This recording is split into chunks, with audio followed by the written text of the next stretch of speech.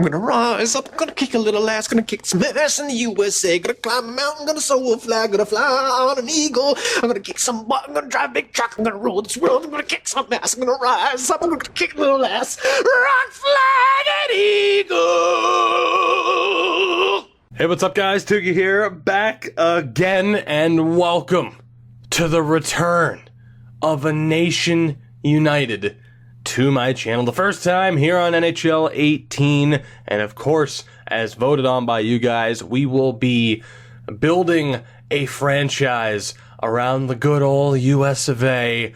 The Americans will be the star of this series. Now, for those of you who are not familiar with this concept, a nation united, it's pretty straightforward. As I just kind of mentioned, we build a team out of only players from one nation. I had previously run this with Sweden and NHL 17 with mixed results. I'll recommend you go and check out that series if you haven't already. But in terms of signing, drafting, trading for, it's all American in this series, which is still a little bit surprising to me that you guys voted for the US of A. To be honest, I thought it was going to be Finland, who finished at a very close second place to Sweden back in NHL 17, but the Americans pulled off the upset, and that brings us to this series, which, by the way, shout out to my buddy Deej, yes, the same one I played through A Way Out with, for the idea of how to kind of title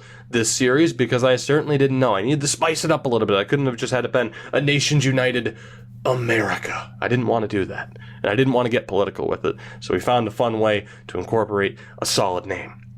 Now the question, looking back to NHL 17, of course, how did we use the team? I took out the LA Kings and made the Stockholm Kings a custom team. Am I going to do that this time? No. I am going to use a team with kind of American-themed colors. Now the problem is, there are a couple of them in the game, and I've already used all three of them at some point in series in the past. We used the Columbus Blue Jackets. However, we immediately moved them to Quebec City back at the start of NHL 17. We have also used the New York Rangers for the very last series I had in NHL 17 with the Manhattan Project. Some of you felt like I ended that series a little bit soon, which of course I had to with NHL 18 being released right in the middle of that series. And you also have the Washington Capitals, who of course we used for the original Draft to Glory run not all that long ago. So I have used all three of these teams. However,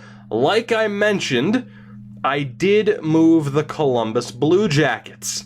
And for that reason, we're going to roll with the Blue Jackets. I think originally I was going to go with the Rangers, but you know what? I've changed my mind here. On the fly, let's use the Columbus Blue Jackets as the host team for this series. Now, again, keep in mind here, of course, I didn't need some big on-screen graphic for explaining the rules of this series because it's pretty straightforward, and I don't really need to explain this too in-depth either. I am using the custom rosters that I recapped in that 2-hour video that I put out recently, so some of the overalls and potentials are going to be different. There are also a ton of created and edited players. If you see overalls that you disagree with or potentials, hey, it's all well and good. It's a video game, though. It's all for good fun. And keep in mind, too, whenever you start up a franchise mode, EA, for whatever reason, will just change certain potentials whenever they want to. They're kind of weird like that, so you may end up seeing some overalls and potentials that even I disagree with. However, there's nothing I can do about it. That's just the way the game works. Now, I am going to turn off player morale. Oh, by the way, did I mention this? I don't feel like I mentioned this. You do a fantasy draft at the start, so don't get used to seeing the Columbus Blue Jackets. We're not going to have to trade away every non-American. We do the fantasy draft at the start, along with, of course, signing and trading and drafting only Americans. We do the fantasy draft at the start. Whenever I make a video like this, and I have to do the big intro and explain what we're doing and how we're doing it, I always feel like I forget something. And again, I forgot right there to mention, it's a fantasy draft at the start, although if you are familiar with the series, you, of course, knew that. Now, injuries are going to be off as well to start. Of course, for the most part, you guys seem to go back and forth with whether or not injuries should be on or off. We will start with them off. Authentic cap penalties will be off. Draft pick ownership will be back to classic trade difficulty. We'll go up to hard, and then of course as far as turning off the scouting, we don't have to do that since we're only going to be scouting one region. So let's get this show on the road. Now as far as how I'm handling this right here, I'm going to wait to see where it has given us the selection, and it gives us the 19th overall pick. So I can either stay with the 19th overall selection, or I can risk it for the biscuit, as they say, and randomize 3 times, and wherever it lands is where we go. And since we're with the 19th pick, I'm willing to risk it. If we were in the top 10, I'd stay. We're going to hit the button 3 times. It's wherever it ends up on the 3rd try. So if on the first attempt we get the number 1 pick, I don't get to stay. I still have to hit the button 2 more times. So let's do this. Hit number 1 brings us up to 14th. Hit number 2 brings us to 1st. No. Oh, you awful trolls. And here we go. Will we have a higher selection than 19th? Yes, we will. Okay, so at least we move up a couple of spots to the 14th overall pick. But of course EA had to troll me, because of course they did. The LA Kings end up with the number 1 overall selection. So let's get this show on the road, and we'll see who has been selected here. Bobrovsky, Provorov, Austin Matthews, which is devastating that Austin Matthews is off the board for us. Absolutely devastating. Stamkos was the 10th pick. Malkin to Vegas. Patrick Kane is off the board. He goes 8th to Winnipeg. John Gibson, arguably the best goaltender that we possibly could have ended up with, is off the board. Speaking of devastating, that more than likely will leave us with Jonathan Quick, Corey Schneider, Ben Bishop, and Ryan Miller as the best current goaltenders we can get. Drew Doughty, Erik Karlsson, Sidney Crosby, Kucherov, Hedman, and Connor McDavid goes number 1 to the LA Kings. So that will leave us with some interesting choices here. Of course, Ben, Ovechkin, Kopitar, Nathan McKinnon, not eligible. Bergeron, Burns, Hall, Tavares, Tarasenko, Pietrangelo. Nobody here is available except for Blake Wheeler. Blake Wheeler could be a pretty decent pick, solid cap hit, but 31 years old, and that is the concern with him. And of course, that's always the debate, is how do you handle this from a strategic standpoint? Do you just go with the best prospects available, or do you try to get some NHL-ready guys right out of the gate? Now, again, Johnny Gaudreau might have to be the number 1 pick here from us. Of course, out of New Jersey. Not the Devils, but from New Jersey. Subban, Klingberg, Muzzin not available. Dustin Byfuglien might be the best defenseman available to us at this point in time. We have Schwartz, Panarin, of course, not available. Seth Jones. Oh boy, never mind. There's a better potential defenseman here. I'm going to have to decide between Johnny Gaudreau and Seth Jones. That is flat out what it's going to come down to. And that is devastating to me, because that's a really tough pick. Someone like Ryan Suter's there, but again, 32 years old and a pretty rough contract. Torrey Krug is available, and this is why I mentioned what I mentioned about potentials probably being higher in some cases. Torrey Krug is not high elite. I promise you I did not set Torrey Krug to high elite. Yossi Letang, Ryan McDonough is there. A decent enough option. Pasternak, Backstrom, Giordano, Taves, Lindholm. I mean, if we're just looking at the 88s, that's where it ends. I think it has to come down to Jones or Gaudreau. Oh my God, Jack Eichel is still on the board. All right. Well, I wish I could pin players here. That would be nice. It would make it a little bit easier. I'm surprised to see Nick Leddy also shouldn't be high elite. But again, the game does what it wants to do. So our decision comes down to Jack Eichel, Johnny Gaudreau, or Seth Jones. I feel like those are going to be the 3 best players out of the gates here. Now, I would have more than likely gone with John Gibson had he still been available. Someone like Trouba could be a really good pick later on. Werenski as well. Ghost Bear is another option. I mean, we do have some really good picks here. Brock Besser is another one. Of course, Matthew Barzal is Canadian, though, unfortunately. Charlie McAvoy is eligible to be selected here. We have a lot of good options, but obviously we need to deliver with this number one pick. And again, as far as I know, the top goaltenders now are Quick, Schneider, Bishop, and Miller, with the best prospect goaltenders being Demko and Ottinger. Clayton Keller is also available to us here. So it's a tough pick. Noah Hannafin on defense. Of course, we added in Tolvanen and Borgstrom. Casey Middlestad's there as a strong prospect, but we need that immediate game changer, or we just resign to being terrible for the first few years and we just go for the prospects. But even then, Jack Eichel is a prospect still at this point, in a way, with how young he is. Let me look at the goaltenders yet again. And indeed, it's Demko and Ottinger who are the top two. And in terms of American goaltenders, Jonathan Quick is the top one there. So, with that said, I feel like we have to go with Eichel. As much as I'd love to get Seth Jones as our number one defenseman, high elite potential, I don't think we can pass up on Jack Eichel. I don't think we can do it. 86 overall at 20 years old. The high elite, so Goodrow is 3 points better, 4 years older. I know his big-time contract is going to kick in. Oh, man, that's a factor, though.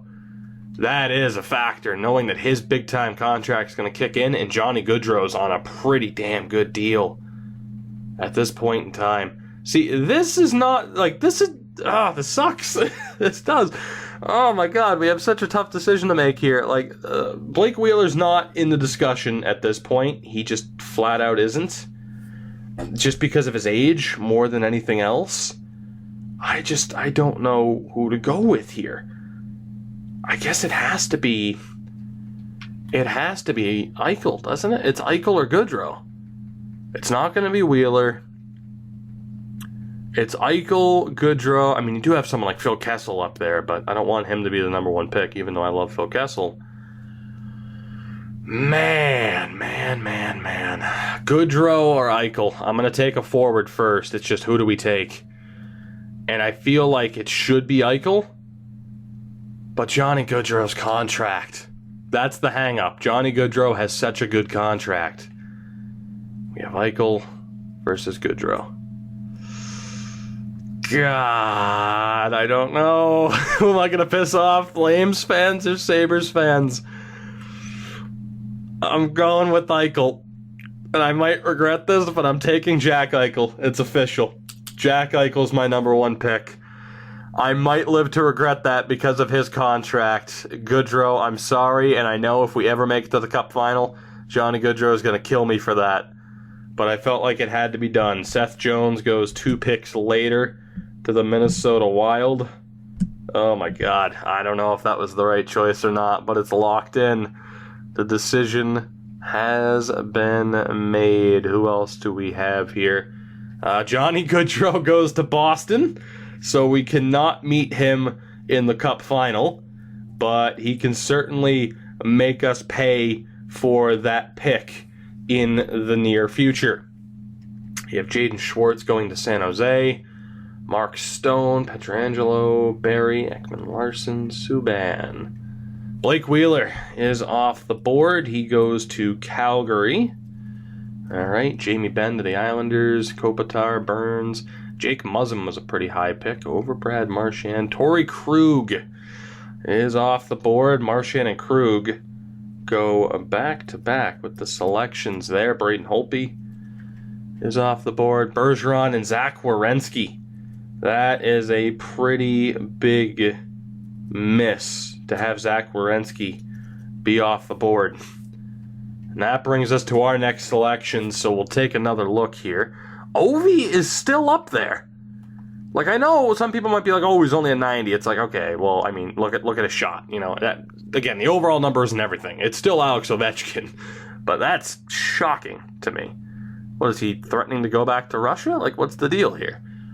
As we take a look at the overalls here, I'm trying to think of who we have available to us. Ryan Suter, but no. I mean, we have our franchise forward. We need to look for our franchise defenseman or franchise goaltender. And when looking at our defensive options here, we still have Suter, Bufflin, McDonough. McDonough at 28 is a solid option. Is Nick Leddy's Canadian, right? Thank God I have my laptop up here to be able to know for sure. I typed in Nick Laddie. I just want you to know that. Nick Leddy is American. Tremendous. So, again, he shouldn't be at high elite, but then again, he is 26, so it's not going to be that big of a deal, just because he's going to have, I mean, at 26 years old, they rarely develop. Anyway, who do we go for here? Let me look at the potentials. So you have Leddy. We have Trouba, 87 overall at 23 years old. Morgan Riley is Canadian, I say with 99% certainty, because he is. Toogie, don't you know whether these guys are American or Canadian? Yes, I do, but you start to second guess yourself when you're put in this situation. We have Ghost Bear. We have Charlie McAvoy. Noah Hannafin. Oh boy, and Cale Makar. Cale Makar. I think you kind of know what way I'm leaning here for defensemen. Just saying. For goaltenders, again, Demko and Ottinger are there. But if we want a half-decent goaltender from the start, it's got to be Jonathan Quick. It has to be. Because I don't really see, like, no one else is really there in terms of the overall. Unless there's a medium starter that I'm missing. Connor Hellebuck is American. Connor Hellebuck's an option, actually. I'm not sure how much better he's going to get. But in terms of top goaltenders, I'd say it comes down to Hellebuck, Quick, and Corey Schneider. Ben Bishop's also an outside option. So who else do we have here? No one that's a crazy overall. So right now, my decision comes down to Connor Hellebuck and Charlie McAvoy. And I'm going to put my faith in Connor Hellebuck to lead the way for this team. Connor Hellebuck is my choice for the right now franchise goaltender, and then hopefully we end up with Ottinger or with Demko. But Connor Hellebuck is my second pick, so we have Jack Eichel and Connor Hellebuck to start things off here. As we'll go back through the second round. we got a long way to go here, folks. Ryan McDonough is off the board. There goes Ovechkin, finally. I can't believe he was picked that late. Letang, Weber, Getzlaf, Backstrom, Besser. Ooh, Besser's already off the board. I'm a little bit surprised that he went that early, but in a way I'm not. At that medium elite potential, I can't say I'm totally shocked. Jonathan Taves, Aaron Ekblad, Dubnyk, McAvoy's gone. Oh no. Oh boy, that might have been my first mistake. I mean, maybe I made two mistakes, though, in your judgment, taking Eichel and Hellebuck. I wasn't sure if McAvoy would go that far up. The question is whether or not I could have made it to the third round pick without selecting Hellebuck. Would he have been off the board at that point in time? As Jonathan Quick is also gone. You know what? If Quick is gone, I have a feeling Hellebuck would have been gone. Ghost Bear is also off the clock, all right? Or off the big board there. So Jonathan Quick is gone. Of course, we know that we have our main goaltender for the future here, though. Rantanen is gone, and that brings us to this pick, where if we are talking defensemen, again, Seth Jones was still on my short list for some reason. Oh, man, that sucks. That does suck to have McAvoy no longer as an option, but we do still have Trouba, who, if I'm looking here, comes down to Trouba or Hannafin, and I'm thinking Trouba's got to be the guy. It comes down to Trouba or Leddy, and because I need that defenseman, it's going to be Jacob Trouba. David Savard, a legend in that Columbus/QC series run. It's going to be Trouba. So the question is, what would have been the better way to go? McAvoy and have potentially ended up with, I mean, Hellebuck might have gone. Jonathan Quick definitely was gone. We might have had to settle for a Corey Schneider, which is that really settling. So if you look at it, Hellebuck and Trouba or McAvoy Schneider, in theory. Tough to say, but Trouba is my top defensive pick, as we are now 3 picks deep. Sagan and Werenski are both on Buffalo, by the way, which is crazy. It's a crazy start, and unfortunately, a lot of these American players are going to be going early. It's going to get tough here very, very soon. Clayton Keller is off the board, which is heartbreaking for me, but them's the breaks.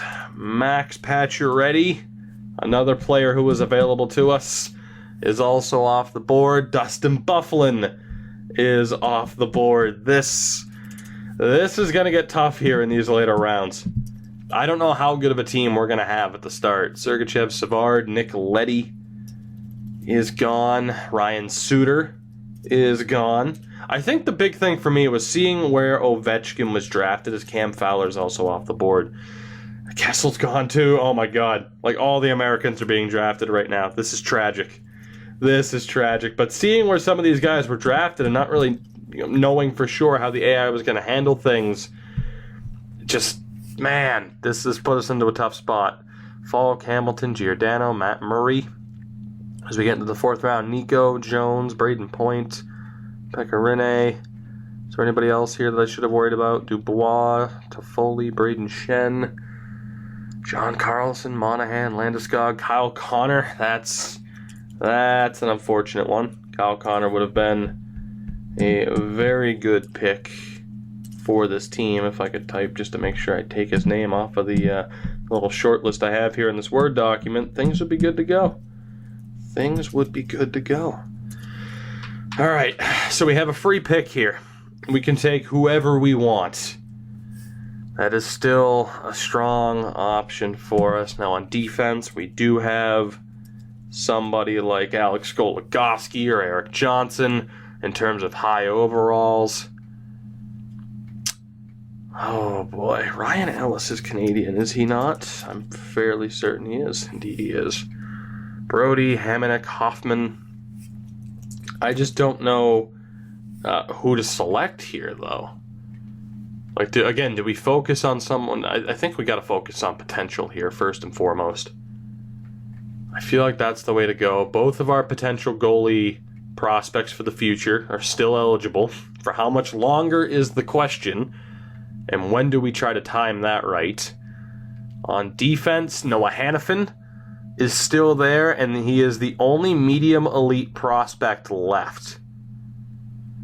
Right. I feel like we have to go for Noah Hannafin if we take a defenseman. Again, on offense here, actually. So defensively, in terms of like NHL ready options or like elite NHL ready guys, or elite might not have been the right word, but Goligoski and Eric Johnson are there. Colton Parayko is unfortunately Canadian. Brady Shea is American, though. So on defense, for our best options, we have Brady Shea and Noah Hannafin, which might influence my choice here, depending on who's still eligible for Americans.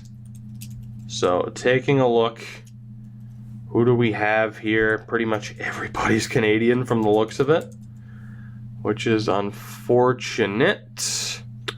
Aside from Mittelstadt as a medium elite, which how soon will he be drafted? I'm not sure. We do have Ryan O'Reilly's Canadian, though. Evander Kane is Canadian. Raquel, Carlson, Zibanejad, Dylan Larkin. All right, so we have Dylan Larkin as probably our best forward option right now. Jake Gensel as well is American. I'd still probably prefer to go with Larkin. So we have Larkin and Gensel as our best two options here. Is it going to stay that way? Anthony Mantha. Galchenyuk's also there. All right, so Larkin, Gensel, Galchenyuk, Travis Konechny is Canadian. Eric Holla should not be high top 6, but I can't change what the game does. Alex DeBrincat's also still there. So we have some good forward options. You know, Gensel, Larkin, DeBrincat, Galchenyuk. I'm not feeling... Ryan Donato is also a good option. I'm not feeling as confident about our future defensive options. So I'm going to make that pick now. And I'm going to trust medium elite over high top 4. I don't know if I should. Hanifin or Brady Shea.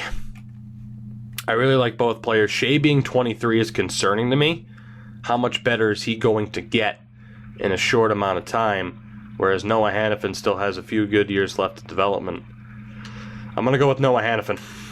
Noah Hanifin is my next pick. And if... I mean, it all depends really on who's selected next, of course. So, James Neal's off the board, Reinhart, Raquel. Gensel is gone, which is alright. I mean, I kind of expected that. So, we're still looking alright.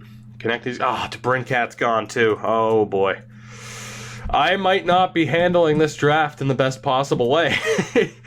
I might not. I mean, Eichel, Hellebuck, Trouba, and Hanifin. Those are 4 solid guys to build our team around, but you could argue... You know, how much better would the team look right now if it was, Goodrow, whoever else. I mean, I don't know, man. But DeBrincat is gone. I'm a little bit surprised to see that high top 6 gone that quickly. Who else is off the board here? Let's scroll back through. Dylan Larkin went with the very next pick. Damn. Damn. I might get ripped apart for how I've handled this draft here. Or if anything, you could say I've made it more interesting because I've made it more difficult for myself by potentially butchering this draft. All I know is, am I completely instilled with confidence right now over my selections? Not really, but obviously it was a guarantee that I was going to miss out on some tremendous players. It's Goligoski is gone. Josh Manson's off the board. Was Josh Manson eligible for us? I don't think he was. 99% sure he's Canadian. He is. Alright, maybe he was born in the US? I don't know. Just because of his dad. Ristolainen, Hoffman is gone. Alright, so we still have some good forward options available, though. And Brady Shea's still available, too. So let's take a look at the forward options again. Middlestad's still there. In terms of the high top 6 forwards, we do have Galchenyuk, and I'm feeling like he has to be the pick. Now, here's the thing. He let me down in a tremendous way in the Montreal series that I ran on NHL 18 earlier this year. So I'm hoping that this is his chance for redemption. We will go with Alex Galchenyuk with our 5th round selection. Will it pay off? Well, time will tell. As unfortunately for us, Tkachuk is off the board. He was actually available to us, which, again, a little bit disappointing, but what are you going to do? Who else? Kuznetsov, Brady Shea, and Middlestad's gone too. Wow. I didn't think Washington would take a 74 overall in the 6th round. You know what? If anything, I'm happy about this because the AI aren't leaving me this tremendously good team. They're making some really solid picks, or perhaps I'm just making some very dumb selections. I'm sure that'll be... Wow, Vancouver still has Pedersen. I imagine that'll be the overwhelming consensus, as Joe Pavelski is also off the board. Maybe if I can find some late steals, though, I'll be able to feel better about this, as Bishop and Schneider are off the board for us. This is Colton Parayko, who was not eligible for us anyway. So let's see now, as again, we have gone with Hanifin, Galchenyuk, Eichel, Trouba, and we have our main goaltender in Connor Hellebuck. As I didn't mean to hit B there. To be honest, now might be the best time to make sure that we secure one of our defensive prospects. I don't want to wait too long. So again, it's Demko or Ottinger. Demko, 3 years older, 9 points better? Or do we go with Ottinger, the project, considering we're going to have Connor Hellebuck for a few years? Do I think Jake Ottinger will go up 9 overall points in 3 seasons? Yes, I do. I'm taking Jake Ottinger with this pick. So, welcome to the team, Jake Ottinger. Let's go back here to the 6th round and see who we missed out on, if anybody, or at least that way too you guys can see who was selected when and where, or at least where they went to. JVR's off the board. Thatcher Demko went to Chicago. We made the choice at the right time. I don't know if Jake Ottinger would have been there. Unfortunately, we did miss out on Will Butcher, who was also another player eligible for us, but a lot of the big names are off the board in the first couple of rounds, as you would expect. So now, the question is, who is left? For medium elites, no one is available for us when it comes to defensemen. Again, goaltenders were fine. I want to end up with a half-decent backup, but we don't need to worry about that this early. If we take a look at defensemen, who do we have available to us here in terms of these medium top fours? Josh Morrissey is Canadian, I do believe. Indeed, he is. Brandon Montour is also Canadian, if I'm not mistaken. How I wish you could just look in-game, but again, you can't scroll over far enough. Montour is also Canadian. We have Colin Miller. I'd love to have Chiller on this team. That is not going to happen. We have Ryan Murray, who is, of course, Canadian. We have Chikrin, who is Canadian. Oh boy, the choices are getting thin. Matt Dumba is Canadian. Shea Theodore, pretty sure is Canadian. He is, even though he played for Seattle. Darnell Nurse is also Canadian. This is rough. Oh, this is rough. Sam Girard's Canadian, obviously. Ryan Pulock, pretty sure is Canadian. He is. Victor Mete is not available to us. Hayden Fleury will not be available to us. Nor will Thomas Chabot. So, I mean, say what you want. I feel like I got some good picks out of the way early, though, because my God was the popular option to go for a lot of the young American players ASAP. So, Travis Sanheim is also Canadian. I don't have an option here. I don't want to go for McCaution. We have Noah Juleson, Jacob Larson, Sam Morin, Carlson. Is Chad Chris? I think it's Chris. He is American. He's a Chicago Blackhawks prospect. Dante Fabro is Canadian. Adam Fox, is also American. I'd rather go with Chris. If it's Crease or anything like that, any other kind of pronunciation, let me know. I'm going with Chad Chris for the moment, and he is arguably the best option.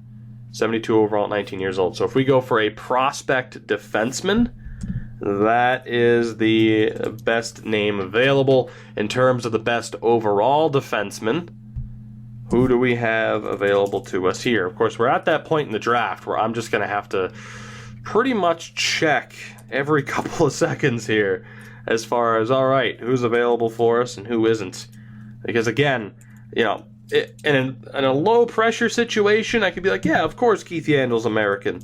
Or at least I could take a guess. I got to make sure I get it right. I can't afford to draft a Canadian. If I do, I have to trade them away for a 7th-round pick. That is the rule that we instilled in the Swedish series.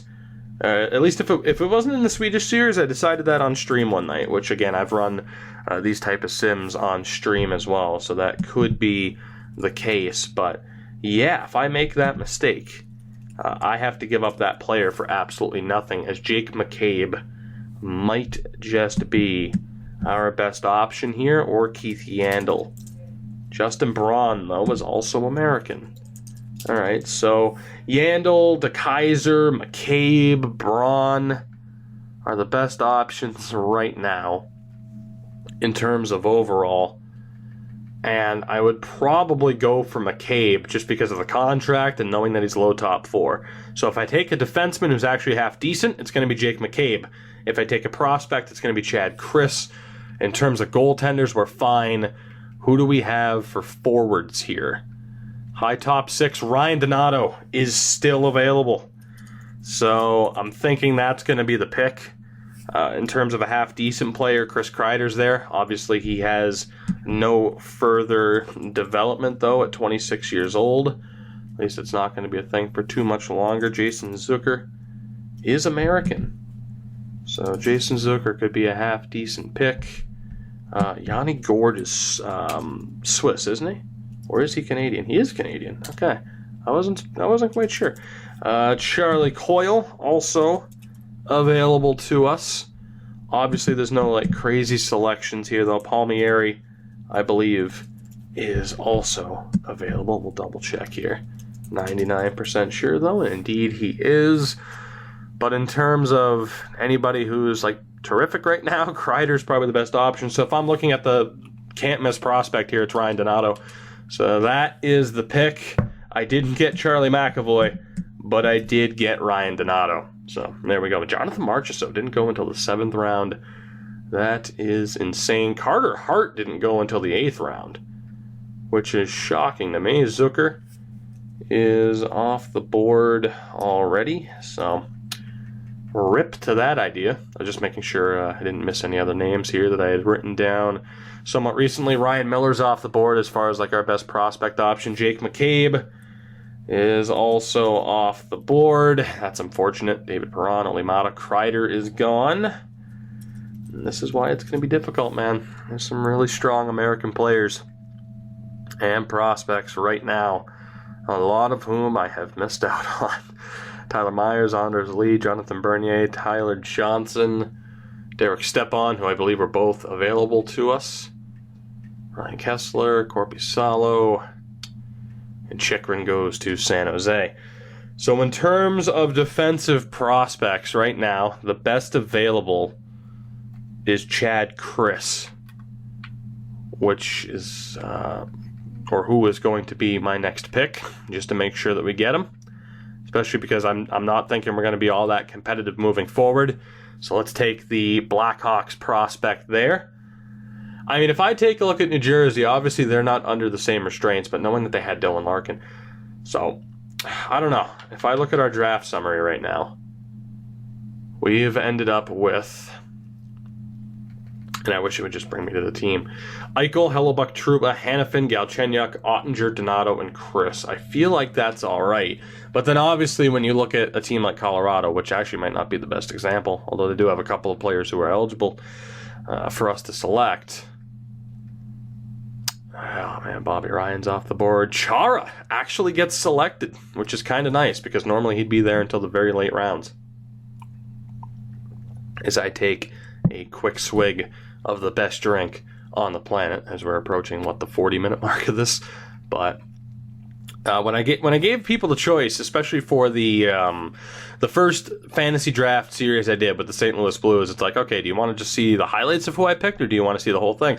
Everyone said, hey, let's see the whole draft. So it's all right, cool, let's do the whole draft, and that method is what we continue to do. And if no one cares, they can just skip until the end of the video and see who I selected. We're only 8 picks in out of 32, by the way. 8. Here comes pick number 9. Who is it going to be? I have no idea as we get into the medium top 6 territory. Goaltenders, we have our current goaltender and a goaltender for the future. My question, though, is who do I go for, excuse me, in terms of an NHL-ready guy? You know, somebody that can play backup immediately, which John Gillies is an option that stands out, representing the great state of Maine, John Gillies. Anthony Stolars is also there at medium starter. We have Eric Comrie, who is Canadian, and if I look at the overalls here, I mean, there are some options, but yeah, I can't worry about that right now. There's no player that's oh my god, I have to take them right now or I'm screwed. And that's kind of what I keep looking for. Liljegren and Cale Makar are still available. We have Ferentz at a low elite, Sandberg and Logan Stanley. Matt Dumba is not eligible. Neither is Ryan Murray or Shea Theodore. I don't know who to go for right now. I got to admit, I don't know. Like, Adam Fox was eligible. There might be a couple of eligible players here from the medium top 4 range, but of course, as we keep scrolling down, the overalls get lower. Who do we have for forwards? We have Palmieri, JT Miller, not Danton Heinen, Kevin Hayes is what I meant to say. I just saw Danton Heinen's name, and I'm like, yes, Danton Heinen, but no, it's not going to be a thing. Burakovsky, Sam Bennett, Nick Ritchie, Alex Tuck is an option. Alex Tuck is eligible to be selected here. I mean, from the best, the high-up players, of course, we do have somebody like TJ Oshie, and it's like, well, if I'm running an American series, I kind of have to take TJ Sochi, don't I? The one thing I'm worried about, though, is his contract. 8 goddamn years. 8.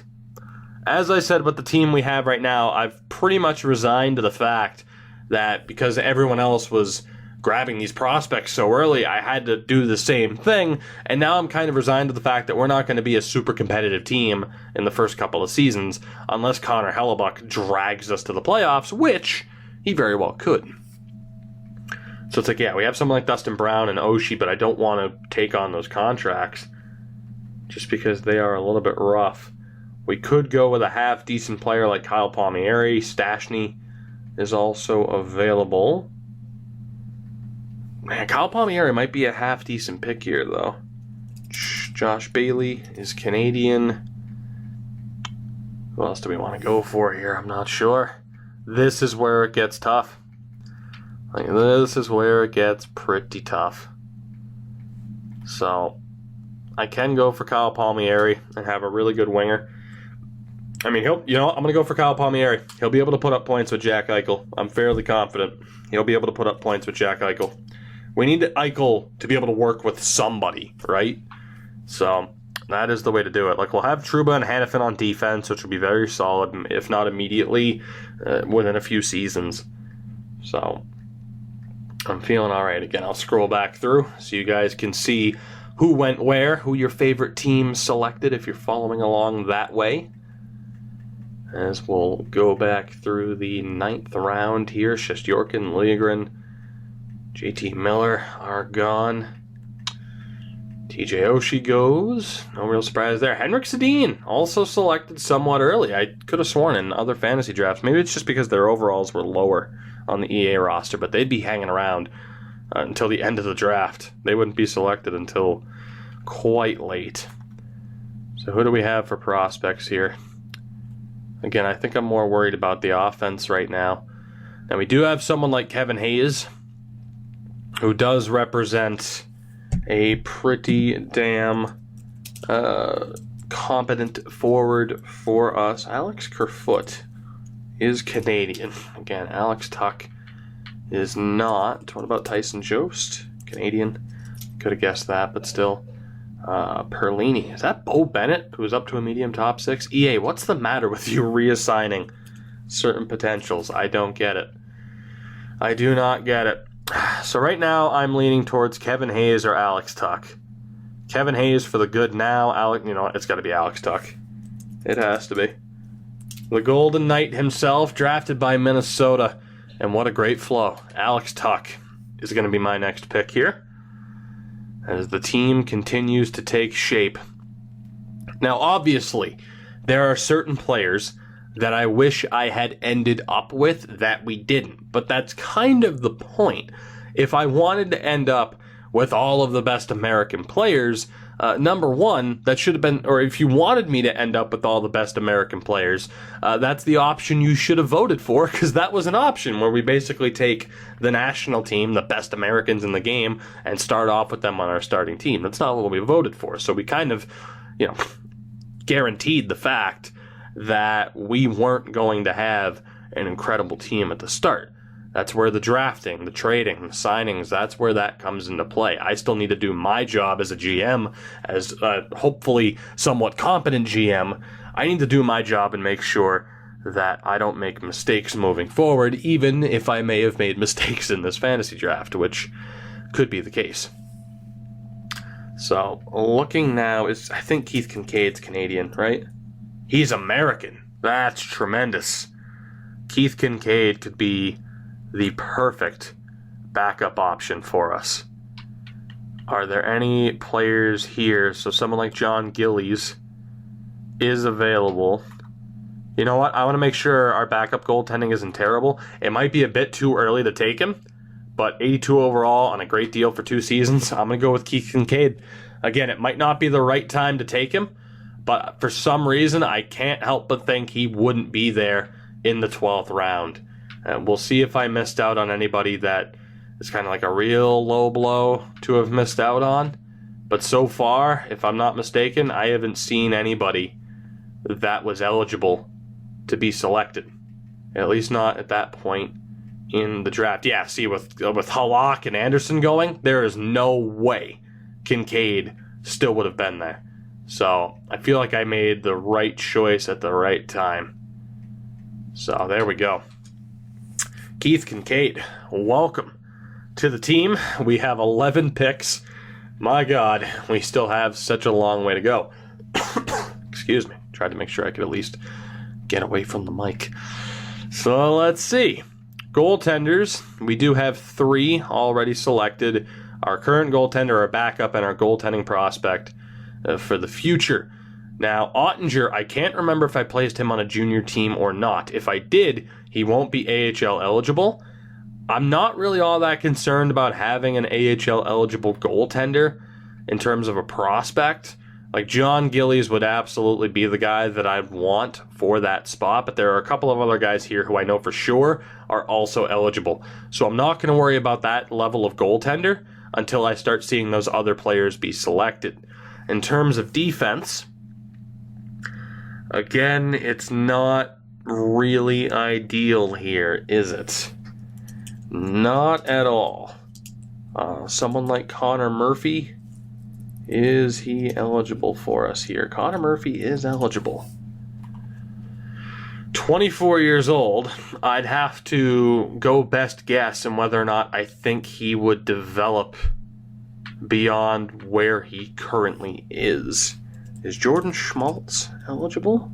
He is. Okay, so I could go with someone like a Connor Murphy. How quickly do I think he will develop? How quickly or how far do I think Jordan Schmaltz will develop with him being a year younger?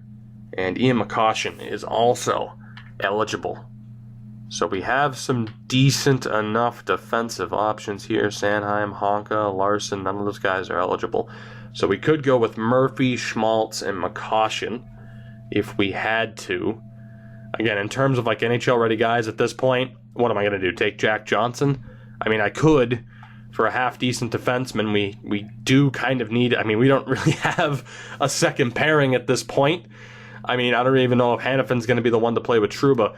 So taking someone like Jack Johnson wouldn't be the worst option. Is Michael Stone American?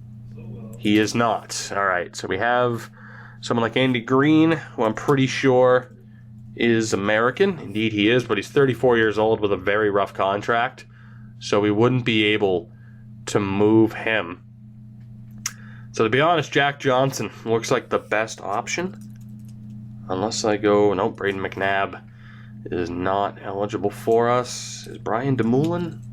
Doesn't really matter if he is. He doesn't have any potential. So for defensemen, although I gotta admit getting Kevin Miller would be nice. Just because of that 92 fighting skill, because Kevin Miller's a monster. So in terms of, again, defensive prospects, we could go with someone like a Connor Murphy, or I can go for someone who's a little bit better right now, like a Jack Johnson, who we know what Jack Johnson is at least.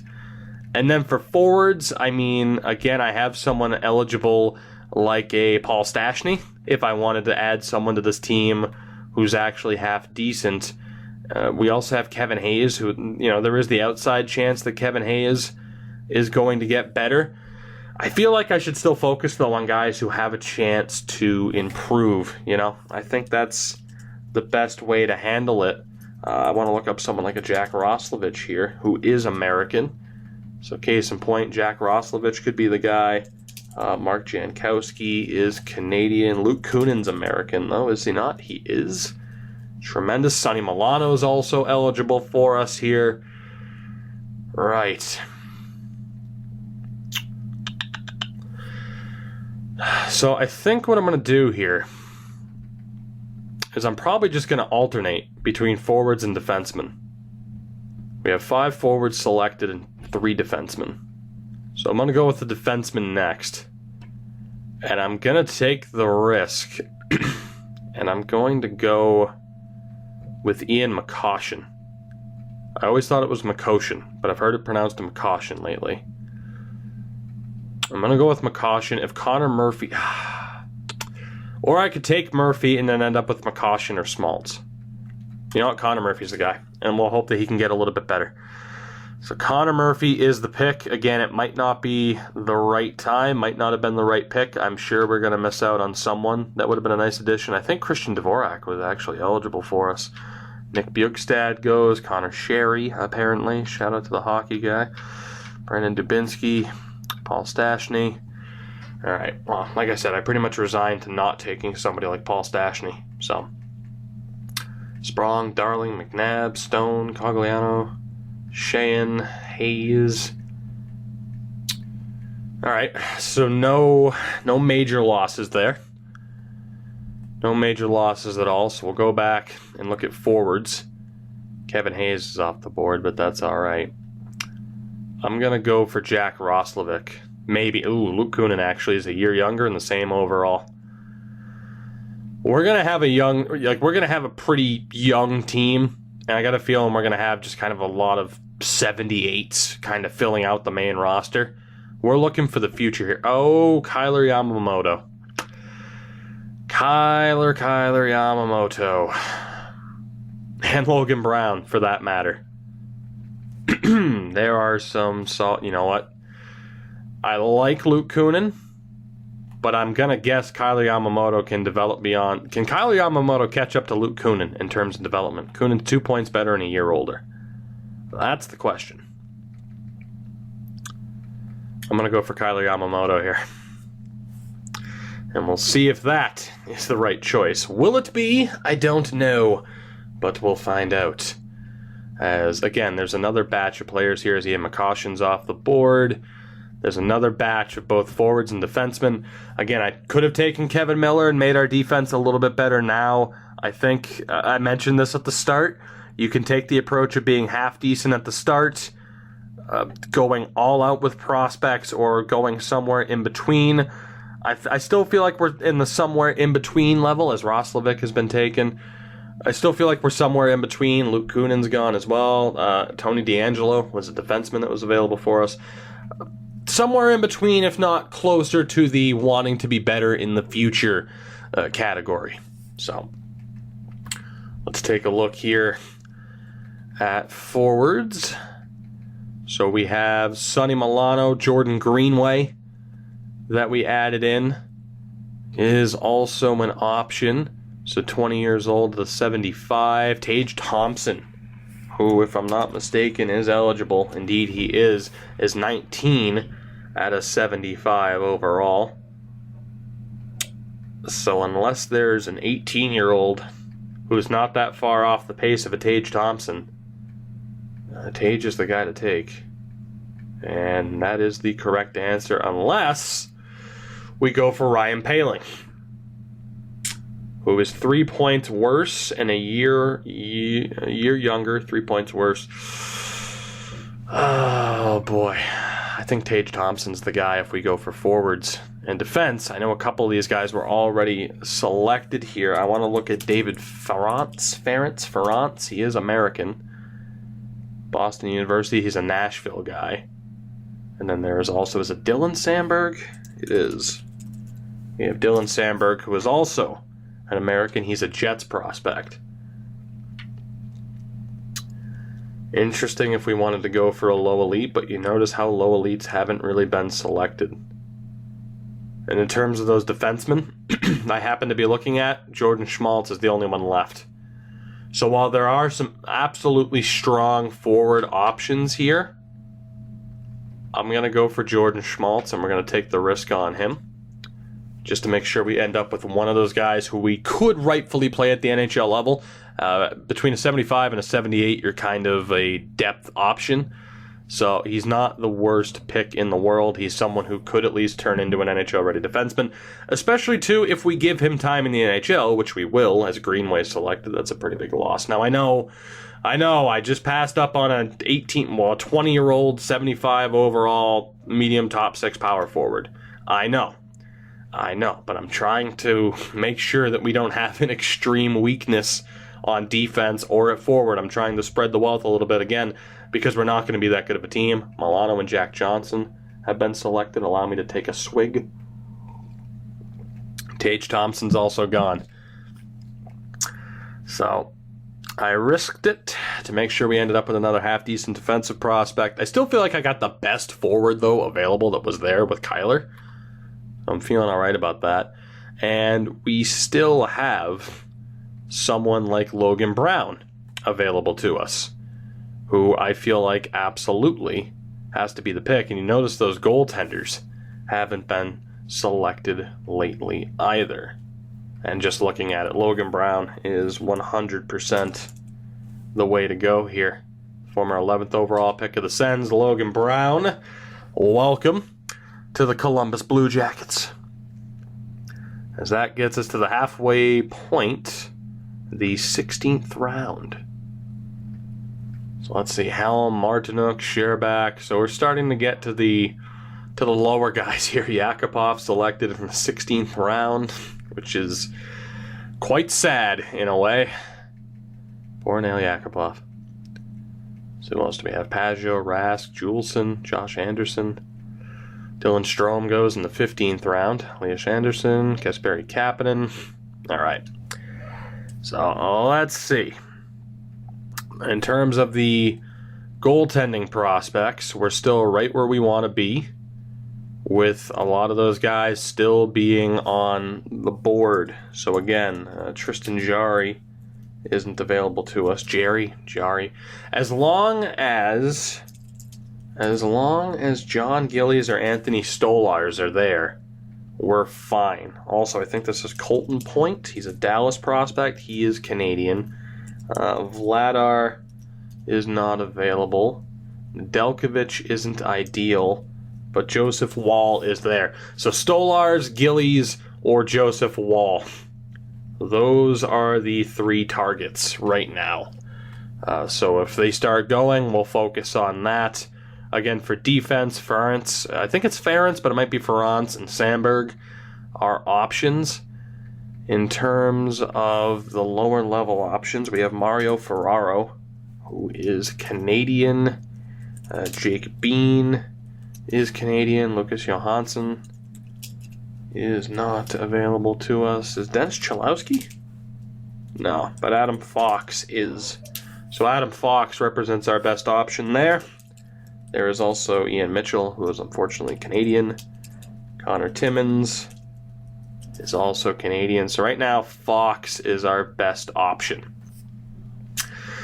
So we have Adam Fox. We have the series of goaltenders. So I'm thinking a forward here is going to be the best way to go. As far as who that's going to be, that's a very good question now, my friends. That's a very good question. And it might very well be Ryan Poehling or Riley Tufte. Probably Poehling, just because he's a year younger. At 18, yeah, it's got to be Ryan Poehling. 1,000%. It's got to be Ryan Poehling. So let's do it. See, we're still going to be ending up with some decent prospects here, though. Even though I've missed out on a couple, I've had to pick and choose. We're still going to be in a pretty decent spot. Rykhoff goes to New Jersey. Back to New Jersey. As we scroll through here, like Clayton Costin isn't going until the 17th round, which is kind of crazy. But you can definitely see some of these teams being like, okay, let's get the depth now, and that's leaving us the opportunity to just continue on with the prospect approach. Now, we didn't go full-on draft to glory style, of course, by only taking prospects or even terrible teams and building up to the draft. We have a decent mix. We do have some players here, of course, that are going to be very helpful moving forward. In the meantime, though, we're going to stick with this approach. The only 18-year-old's Owen Tippett, who is Canadian. The only guy younger than Tufte, of course. Sam Steele is Canadian. Nylander's not an option. Josh Norris is American. So we can go with Tufte or Josh Norris. And to be honest, I'm going to go with Riley Tufte here. So, because we already have 6 centers and we have no defined left wings by default. So let's take Riley Tufte with that next pick. And again, we are resigned to the fact that we're going to be filling out our roster with some awful, like 4th line, 3rd pairing level guys that we're going to have to rely on to play big minutes. Which, you know, it might work out for us as Adam Gaudette goes to Boston. How does that make you feel, Canucks fans? Hosang Foligno. Hopefully I'm not scrolling through this too quickly, but I mean, come on, we're an hour into this, just about. We got to make this go by somewhat quickly. Of course, we're only doing the draft in this episode, but again, I didn't see any of those defensive prospects I was worried about go. I didn't see any of the goaltenders, so we'll continue to focus on the forwards, as Dow Cole is not available. Colin White is available, which is pretty nice. You also have Cole Lind, Heponiemi. So White is 20 years old at a 72. Max Jones is 19 at a 70. And of course, I know he is eligible. There's also Trent Frederick. Josh Norris is still there. I got to go for Josh Norris with this pick. 2 years younger, only 2 overall points less. Josh Norris will develop fairly quickly, so we take the San Jose draft pick Joshua Norris in the 18th round, as Gaborik is selected above Gurionov. All right. And Lawson Krause was selected before him. Andrew Kopp went before Owen Tippett. It's so interesting to me, and maybe just to me, as we miss out on Troy Terry, who was taken before Cody Glass. It's interesting to me to see how the game decides what player the AI is going to take and when. You know, like, why would Pittsburgh, for example, take Alexei Emelin over Ben Lovejoy? As Stolars is off the board. All right, so Stolars is gone. Colin White's gone. Vladar's gone. We got to take a goalie here now. So we timed it well. We got some better forwards. Now's the time to take that goaltender. And it is going to be... It's going to be John Gillies, just because I'm not sure, again, where I put Joseph Wall. I'm pretty sure he'd be on a junior team, so he wouldn't be AHL eligible. And we already have one non-AHL eligible goaltender in play with, of course, Jake Ottinger. So let's go with John Gillies here as our 3rd goaltender. The South Portland, Maine native. What a guy. And that brings us to round number 20. As a pair of Jets go, Trent Frederick, Shane Gersich. Dylan Sakura goes to the Islanders. Michael Dowcall, Desharnais.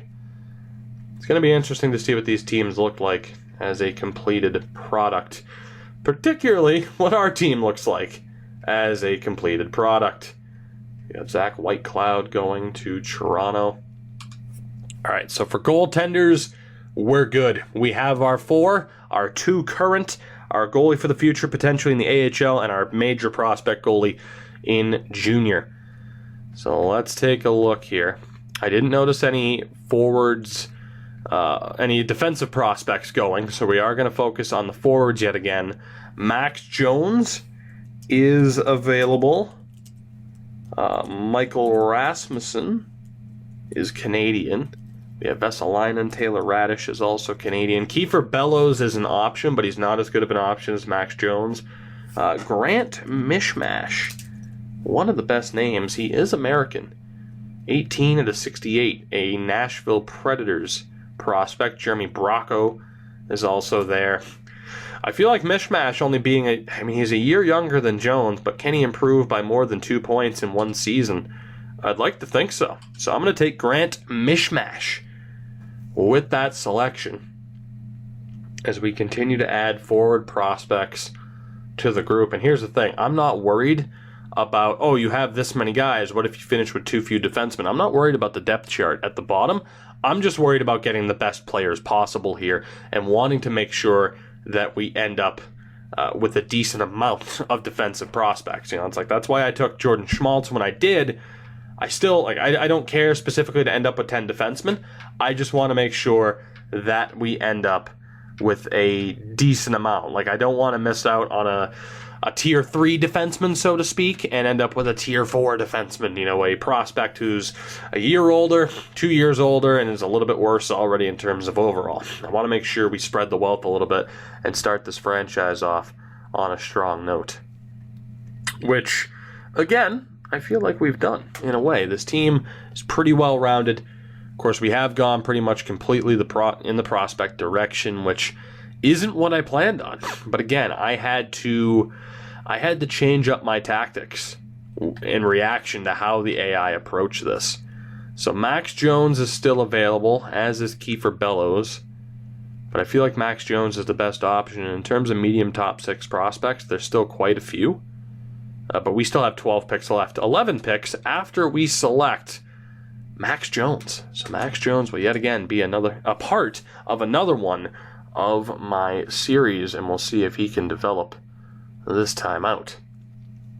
As we move on to the wonderful 22nd round, Joseph Wall is off the board, but that's all right. Valimaki, Frost. Now, see, the AI, they're getting back into taking prospects from the looks of it. Rasmussen, McLeod are off the board.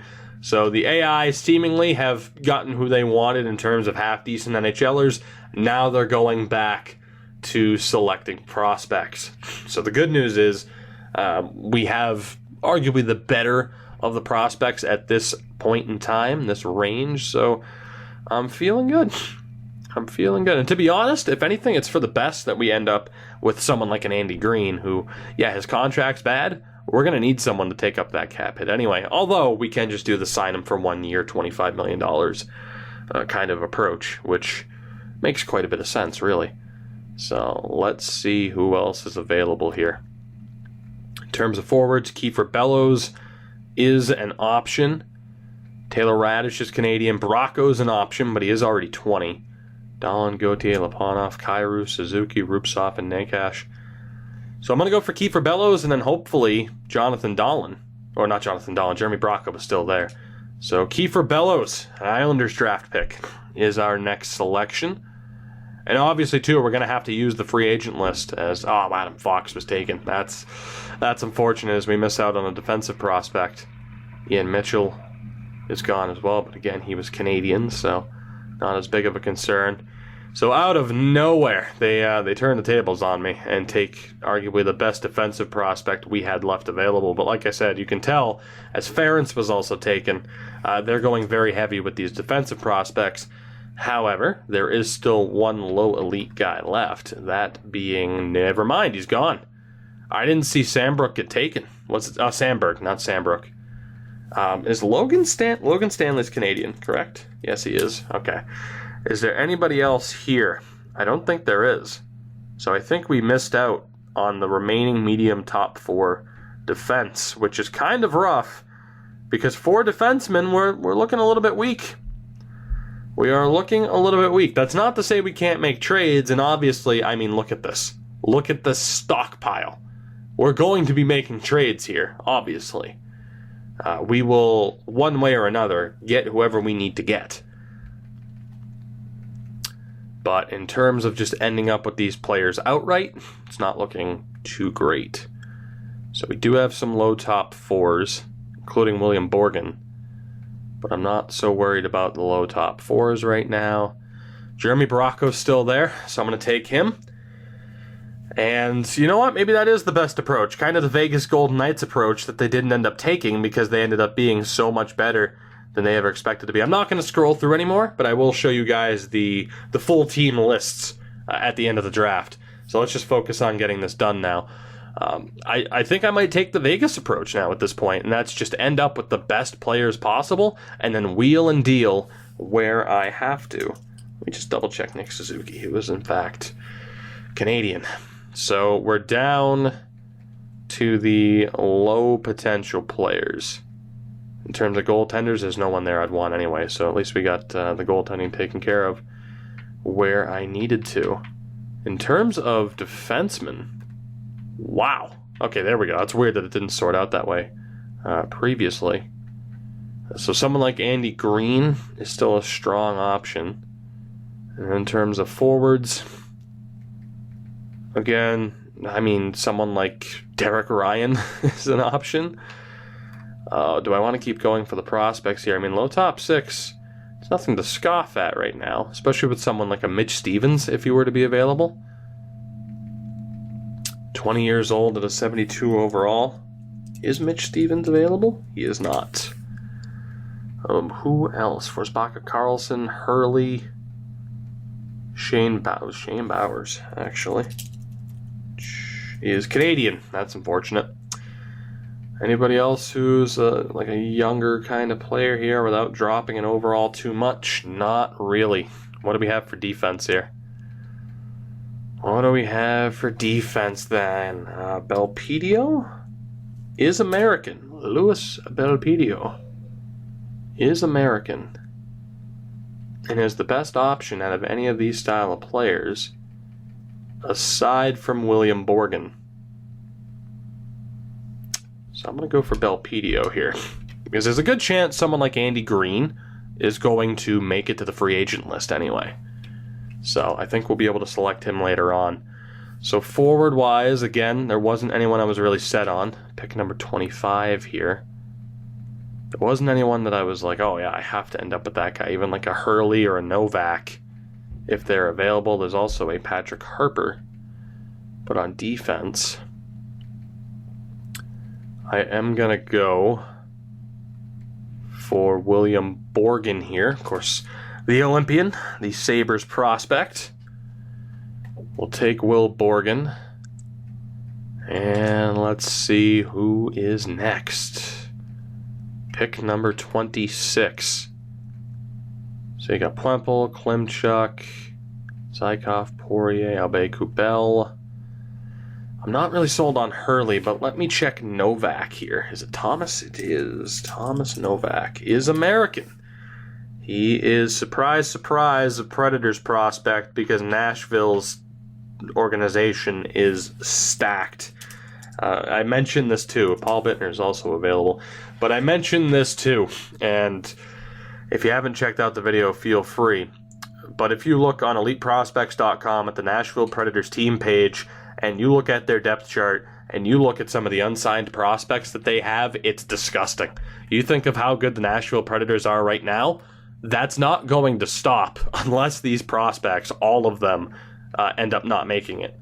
It is stupid how good the Nashville Predators are and will continue to be, barring a miracle. So, yeah, if you're not a fan of the Preds, I don't know what to tell you aside from good luck, as Koberstein is Canadian. There's also Glover here. Jack Glover, are you American? You are. 21 years old, low top 4, 70 overall. You know what, do I want to take Glover here? I'll take Glover here. I think he's the last defensive prospect I'm going to take. We'll double check for forwards, and then these final few picks. Excuse me. Oh my god. So what happens when you talk for over an hour straight. These final few picks may just be non-prospects. So, like Hurley, I'm not really interested in, or Spinner. You know, I think now might be the right time to go for some non-prospects. So if we look at the top overalls, someone like Andy Green immediately comes to mind. His contract is rough, but we're not going to be hurting in terms of cap for a while. So I'm going to take Devils captain still. Is Andy Green still the Devils captain? I feel like he is, but we're going to take Andy Green in the 28th round. So we move on to round 29. And actually, you know what? Goaltenders. Might it be worth taking one more guy if they're available? Not really looking like it. Yeah, it's not really looking like it. I mean, it might be worth... I mean, injuries aren't on either, so I guess I don't really care who plays on the AHL team. We might sign a free agent if they're available, but there's nobody there that's like, oh, I have to draft that guy. So, let's see. If we look at forwards here, Cronwall, Phaneuf, Plekanec, Mike Fisher. Canada's own Mike Fisher, Sabotka, Mark Stahl's Canadian, Oduya, Braden Coburn is Canadian, I'm 99% sure. Chris Weidman, though, of the Ottawa Senators, is American. I also have someone like Kyle Quincy, Paul Martin, but he's terrible, if you ask Ray Ferraro. Someone like Chris Weidman, Derek Ryan. Is Stephen Johns? I think Stephen Johns is Canadian. Or Stephen Johns. If I can learn how to type. No, Stephen Johns is American. Huh. Well, that's a half-decent selection there, then, at 25 years old. Is there anybody else who's kind of close? Here, let me look at other defensemen. Is there anybody else who's close in that they still might have an outside chance at getting better? That's my question. It's not really looking like it. Mike Riley. I'm going to go for Stephen Johns here. Of the Dallas Stars, not Brandon Manning. Stephen Johns is the pick. Wasn't expecting that, but there you go. We have 3 selections left in this draft, and again, we'll take a look at all the teams. We'll also take a look at what our team's looking like. So I'm thinking 1 more defenseman and 1 more forward. Just because, again, on defense, well, actually, let's see, 1, 2, 3, 4, 5. If I want to play Schmaltz in the AHL, I only need 1 more guy. So yeah, 1 more defenseman, 2 more forwards. Perfect. So, question is, who's it going to be? And I think it's just going to be Chris Weidman of the Ottawa Senators. Now, of the Team America Columbus Blue Jackets. So that leaves us room to take 2 forwards, and that will do it for our draft. The question is, though, who do we go with? In terms of prospects, I mean, is there really anybody here? No. Let's just go for the best guys available. Brandon Sutter is Canadian, of course. Sabotka, Lee Stempniak, Jay Beagle, Matt Cullen. I know that Derek Ryan's American, but that doesn't really represent a tremendous option, although he is pretty well-rounded. Mark Letestu is Canadian, if I'm not mistaken. He is. I think Derek Ryan's got to be one of the picks here, huh? Also, it brings me great joy to see that Alex Burrows wasn't drafted. I could also go with Brian Gianna if I wanted to. Alright, so let's go ahead and take the ideal pick here, I guess. Ideal is a relevant term, I guess. Let's go with Derek Ryan. And that brings us to our final selection. Our 32nd pick. Who is it going to be? We know it's going to be a forward, so if we look right now, Eichel, Palmieri, Galchenyuk, Tuck, Ryan, Donato, and then it drops tremendously in terms of immediate quality, but we have some prospects to work with, that is for sure. So, I mean, Jay Beagle is Canadian. Brad Richardson is Canadian. Matt Cullen at 40 years old is American. Alright, I won't sign Cizikas because of that deal. Brian Gianna. You know what? I know he's 40. Matt Cullen is our final selection in this draft. The draft is complete.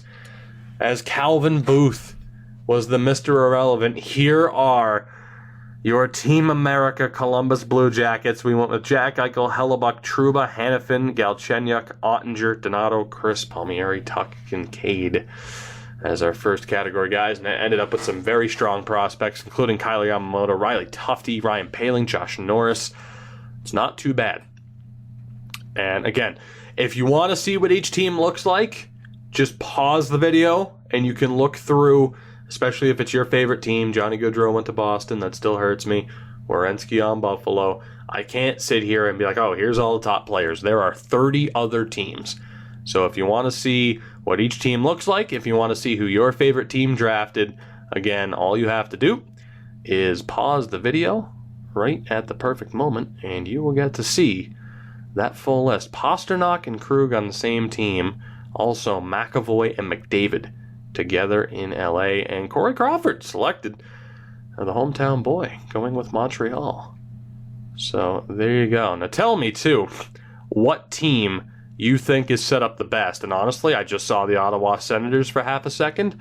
They might have a claim. If you sit here and you take a look at what team, I mean, Stamkos, Ovechkin, and Gostisbehere on St. Louis, let me know. If you take a look at all these lists as Phil Kessler goes back to Toronto, what team do you think is set up in the best way starting off here? Of course, we were limited. Every other team was not. They could select whoever they wanted, and they did just that. There are obviously some teams that are going to be some tough competition, but we are set up what I feel like is in a pretty decent way. Now, I, again, didn't go into this draft with a set game plan, and if I did, it certainly would have been changed by how the AI decided to draft themselves. As we'll take a look here. Let's go to the free agent list, actually, because we're not done. Let's see who we can scoop up here. We need one more goaltender to play in the AHL alongside John Gillies, and I am going to try to make sure that it's the best guy available, which would be Alex Stalock. So Stalock is the best player available, unless I want to go with a prospect. Dude, I cannot type right now. This is unreal. Which I could go with someone like a Charlie Lindgren, who at 23 years old is a 74 overall. So I could go with Gillies and Lindgren, or I could go with Alex Stalock. And because there aren't any injuries, seems like the best idea to me, although Hayden Hockey is available. Seems like the best guy to me would be Lindgren, unless Spencer Martin is available. He is not. Hayden Hockey is only a year younger. Yeah, we're going to send an offer to Charlie Lindgren. Of course, it'd be an entry-level deal, technically. And we'll see if he'll be our fourth goaltender. On defense, is there anybody that we may have missed? You got someone like Slater Cuckoo. I'm more worried about the ages here. I mean, to be honest, I'm looking for someone who's maybe 24 works, just to make sure that they still have time to develop, basically. And Mike Riley is an option, and to be honest, might be worth playing. It would be an entry-level deal for him. Victor Antipin's not available. Slater Cuckoo, I don't think, would be. Tyler Wotherspoon, if I'm not mistaken, is Canadian. Indeed, he is. John Gilmore of the New York Rangers is Canadian. Also, there's Rob O'Gara, as I continue to just have typo after typo. Let's see, Rob O'Gara is American, so we'll sign the former Bruin up. Who else do we have here? Nick Seeler. Is Nick Seeler a good option? Not Nick Sellers, Nick Seeler. Nick Seeler is also an option. All right, cool. So, of course, we drafted 32 guys. This would bring us up to 36. We might have to sign more guys, to be honest. But we'll stop there for the moment. And to be honest, let's look for the best players just outright. Kevin Bieksa is Canadian. Johnny Oduya is Swedish, of course, which is always weird. Paul Martin is Canadian. Is not Canadian. I thought Paul Martin was Canadian. Why did I think Paul Martin was Canadian? Damn. Well, let me sign him up. I don't know why I assumed that Paul Martin was Canadian. Huh. Well, there we go. I mean, I'm glad I didn't draft him, but still, he's a good pickup. Kyle Quincy is Canadian. What about Braden Coburn? Canadian. All right. Mark Barberio is Canadian. Brandon Manning, a Flyers fan's favorite defenseman, is Canadian. Jason Garrison, also Canadian. So yeah, we might have a rough time here trying to find the last few people to fill out this roster. What about Robert Bortuzzo, also Canadian? Jonathan Erickson, Chris Russell. Oh, thank God is an American, because I wouldn't want to sign him. Matt Hunwick is American. I will keep that in mind. Because again, right now, actually, you know what? Now let's send him an offer too. We'll send Matt Hunwick a deal. Now let's focus on forwards. So right now we're up to 38 contracts. If everybody signs, Saboka, Stempniak, Richardson, Laterra, Beagle, Kyle Brodziak, I think, is Canadian. He is. Let's see. Tom Pyatt, Canadian. Joe Colborne, Canadian. Eric Fair, Canadian. Troy Brouwer is Canadian. Scotty Upshaw, also Canadian, and I accidentally closed my Chrome tab, so that's great. Brian Gianna, though, I know is American, of course. Our captain at the Olympics. We're going to sign him up as we get back to Elite Prospects, which, again, I've touted that site, and I continued to use it throughout this entire drafting process. Brian Boyle, I'm 99% sure is Canadian. He's not. He's American. Well, there you go. We're going to sign Brian Boyle. To be honest, he might be our captain. Casey Cizikas. Cal Clutterbuck. I wouldn't sign Burrows if he was on fire. Jamie McGinn. Canadian. Jason Chimera. Alright, so it's not looking like there's going to be anybody else half decent here. Olsen. Zach Cassian is Canadian. Kyle Clifford? Yeah, we don't really have any half-decent options. Matt Martin, Tommy Wingles is American. Let's sign up Tommy Wingles. Chris Stewart, pretty sure is Canadian. Indeed he is. Brandon Peary, Tyler Pitlick. Actually, you know what? Pitlick is American. This would bring us up to 42 contracts. Let's sign up Tyler Pitlick. It's technically an entry-level deal, which I'm kind of not happy about, but we got to do what we got to do. And again, that is because for whatever reason, the game still considers it a rookie deal if their actual rookie deal didn't finish. It's very weird how the game decides that. I'll also send that offer in to Chris Wagner, and we'll stop at that particular point in time. Of course, we are listed as a rebuilder. Let me go to scouting. And of course, while there can be Americans in, the CHL, we are basically going to focus only on the U.S. in terms of scouting. And if there's a half-decent guy in the CHL, then obviously we'll kind of know about them, at least to start off, or they'll more than likely be our normal selections. Like, as you look here, 3rd round, 4th round, it's not looking too good. We're going to need to rely year 3 and after in terms of the computer-generated players to try and stay somewhat competitive. So without the signings that we just made, what does this team possibly look like? So we have Hellebuck and Ottinger, which is not the right call. Let's go with Kincaid. Ottinger does not get sent back to junior. So Jake Ottinger will be playing in the CHL, which means Lindgren is going to be a healthy scratch. So that's shocking. And just by default, then John Gillies and Ottinger will be the tandem. Gillies will get more starts because of auto-rotate. We have Trouba, Hannafin, Murphy, Schmaltz, Belpedio, and Chris. I'm going to call up Green and Weidman and probably Steven Johns as well. We'll go with the best team we possibly can. So let's send down Jordan Schmaltz. He's a minor league top 2 anyway. So we are bringing in some insurance here, although I can kind of assume that a lot of the insurance won't be playing, and we'll sort out the forwards in a minute. So let's go ahead and sim forward a couple of days. I just want to get our roster basically 100% set, and then in the next episode is when we will decide whether or not we kind of want to make an early approach at some trades, maybe kind of see what we can do in terms of acquiring some people, or if we just want to wait it out for this season, as basically everyone has accepted. Or if we just want to wait it out for this season and maybe then focus on the draft and the first bit of free agency. That is definitely something that we can do as well. I'll get you guys a look at the trade values before we call it quits on this episode.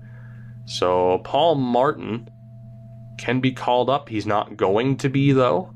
I'd rather run with Johns. So to be honest, half of the guys I just signed I didn't even need to, but it's fine. For the forwards, though, we're definitely going to need the help. So Ryan, Cullen, Boyle, Gianna, Pitlick. I just sent somebody back down to junior. I was too busy spamming buttons to see who it was. But case in point, as Max Jones is going back to junior, although now we don't have the salary cap. So let's go back and double check those free agent signings, and we'll be all right. So for forwards, who did we have here? I only need one more guy. That's it. I only need to sign one more guy. And it was going to be... I don't remember. That's not good. There was a defenseman, though, that I was more certain of in terms of who I could sign, just because I already put my keyboard away, and I know I'm going to have to grab it again to double check. Adam McQuaid's Canadian, though, isn't he? Ah, son of a bitch. All right. It was, you know what? Here, screw it. Let's see who we can find. Gotta find one more player, and they're gonna get paid a buttload of money. Who's it gonna be? You know what? I would prefer it to be a forward, because I still think we're gonna need a little bit of help in that department. So we have Jason Sedlak, Clifford, Cassian. Is Eric Condra? I don't think he is. Eric Condra is American. Congratulations, though. I can't pay you. Shit. I don't know if I'm allowed to pay him that much. Let's find out. One way, we'll drop the money total just a little bit. And hopefully I'm allowed to pay Eric Condra that much money. Hopefully that trick is back in the game. It appears to be, but you never know when it's just magically not going to work anymore. Eric Condra, would you like to accept that offer just to help me out here, buddy? Logan Brown's doing very well this preseason. That's a good sign. Thank you, Eric Condra. And hopefully it did sign him to exactly as much money as I was hoping for, and it did. Perfect. So we go back to forwards, and now we look to send people down. Let's call them Gianna and Pitlick. Some other players get sent back down to junior, which is, of course, fine. Pitlick, of course, is going to be hanging around, so we have Wingles, Wagner, and Condra. Some more players get sent back to junior, and we actually have one player too many. Who's it gonna be here? Probably Eric Condra, who goes back down to the AHL. Let's take a look here, shall we? At what this team is more than likely going to look like at the NHL level, at least to start. Is it a bit of a mess? Absolutely, but that's okay. So I think what we're going to want to do here is... Oh boy. Trying to decide how I want to set this up. Probably Donato, Eichel, Palmieri, and then Tuck with Galchenyuk and Gianna. Or, because Eichel and Palmieri will put up points together quite well, we keep the youth line of Tuck, Galchenyuk, and Donato, even though, of course, Jack Eichel's only 20. Let's see here. 82. Anybody have above an 82 offensive awareness? No. Does anybody have better than 3-star shooting? Derek Ryan does. So, I'm thinking that we run Palmieri, Eichel, Ryan, Donato, Galchenyuk, Tuck. And again, more than likely, this lineup will change. So keep that in mind. Who's the best center? Boyle has an 82. Bunch of 75s. Alright, so Cullen will be the fourth line guy. We'll have Boyle on the third. Even though actually Cullen's better offensively. And then, let's see, a solid 3.5s. We'll go Wagner, Cullen, Gianna, Wingles, Boyle, and Pitlick. What a team.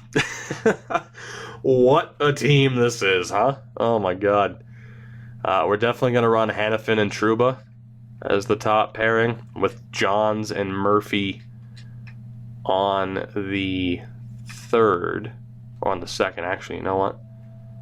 I'm going to go Johns and Weidman, Murphy and Green, because I got to have more faith that Murphy will be able to improve with those second pairing minutes, and I want him to be with somebody decent. We'll have Hannafin and Trouba, and again, the goaltending, Hellebuck and Kincaid. No healthy scratches. And then down in the AHL, where it's going to be a little bit of a mess because half of our team, or half of our prospects, if not more, happen to be back in junior. I feel sorry for Charlie Lindgren, but there's nothing I can do. Is there anybody here that... Yeah, see, this is what I was worried about. We have 4 guys here that are, in fact, eligible. So some of these guys are going to be kind of pissed.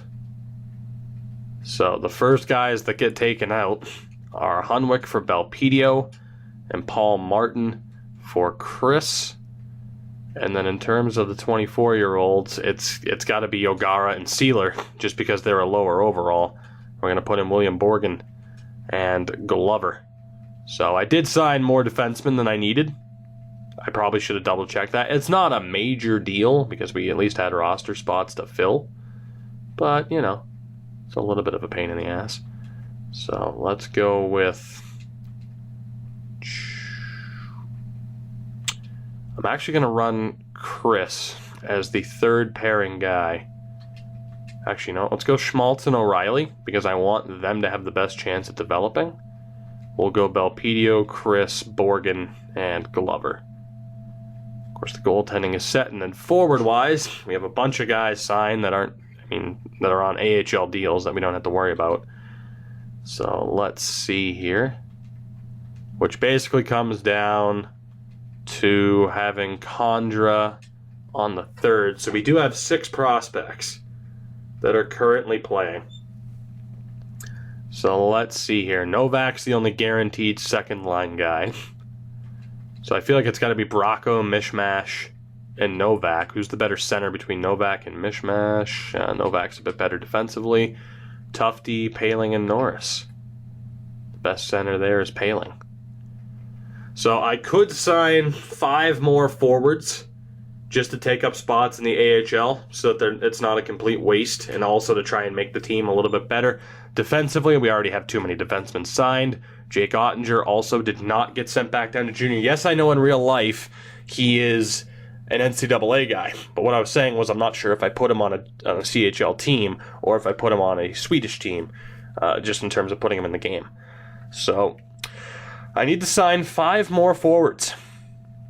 So let's do that now, because it shouldn't, even if I sign them, it really shouldn't hinder my ability.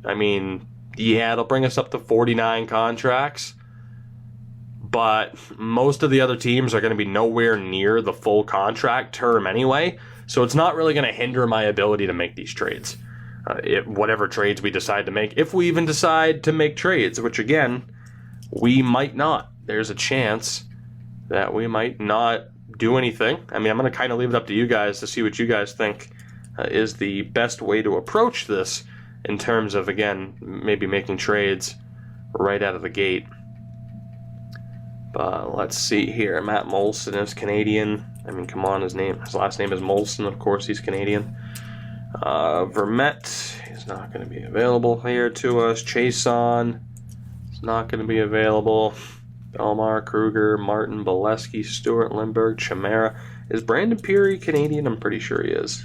Indeed he is. Sean Corrali, though, is American. Welcome to the team, Sean Corrali. Who else do we have here? Evan Rodriguez went to Boston University, if I'm not mistaken. But unfortunately, is Canadian. Seth Griffith would be a pretty strong option, but I'm pretty sure he's Canadian, and indeed he is. Luke Glendening is American. All right, he'll be a strong addition to the AHL team. What about good old Barclay Goodrow? Canadian. Shocker. Shane Prince is American. All right, so we need 2 more here.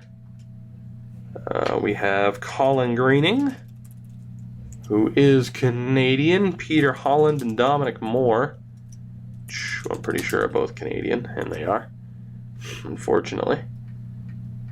Brian Gibbons and Gabriel Bork. Brian Gibbons is American, all right. An AHL stalwart for years. And we need 1 more American, so I'm going to look for a name here that I really like Nola Chari, who is American. So there you go. Nola Chari and Sean Corrali, welcome to the team. A little bit disappointed Garnet Hathaway didn't get drafted by anybody, but unfortunately, Mr. Hathaway, I cannot save you. So let's, damn it, wrong button. Wrong button, but that's okay. That is all right. So let's go back. Oh my god, EA, please, with your menu lag. Sim to regular season, at least until they get signed. Glendening, Gibbons, Corrali, Prince, and Achari.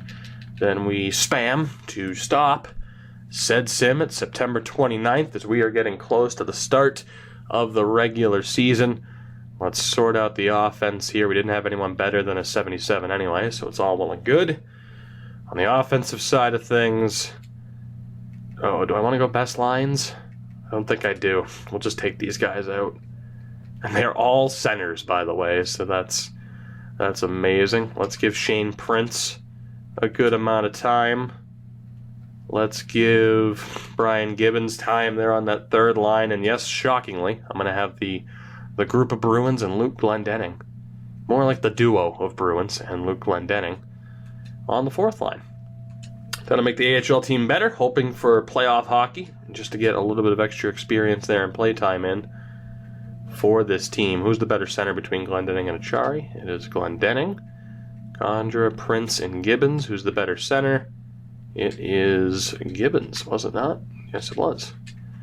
So there we go. The AHL team is set, highlighted particularly by the top six of Tufte, Paling, Norris, Mishmash, Novak, and Bracco, with some assistance in the form of 6 76 overall guys. The defense, of course, highlighted by Riley and Schmaltz, 2 guys that we got to kind of hope improve, but we also have some of our normal prospects, Chris Belpedio, Borgen, and Glover. The goaltending is Gillies and Ottinger. Of course, Charlie Lindgren is the healthy scratch. And then again, the NHL team is rough. It is rough, but Palmieri should be a good top 6 guy for us for quite a few years. The key here, Eichel, Donato, Galchenyuk, and Alex Tuck. On defense, Hannafin and Trouba are the 2 main guys, with Murphy, Weidman, and Johns. So actually, Weidman doesn't have the chance to progress. Really, we're hoping Murphy can make it to like an 81, 82, and maybe Johns can progress an overall point or 2. Hellebuck and Kincaid are the goaltenders, as we'll take a look here as we get ready to wrap up this first episode, this marathon of an episode, as we take a look at the trade values that we have on this team, which honestly, it's quite promising. You see where all the medium top 6 guys are. I mean, that's first round worthy. If we look at Anaheim and see where the drop-off starts for them, it's about the same, though, to be honest. Of course, they have some higher level guys. To be honest, my theory here, there we go. It's like Boston. It drops off a little bit sooner. That's going to be the case for most teams, where your top couple of players there, eventually the values start to drop off a little bit, although it looks like Carolina took the same approach of taking quite a few prospects. So we were limited. We knew that a lot of our high-end guys were also going to be on the radar for quite a few other teams.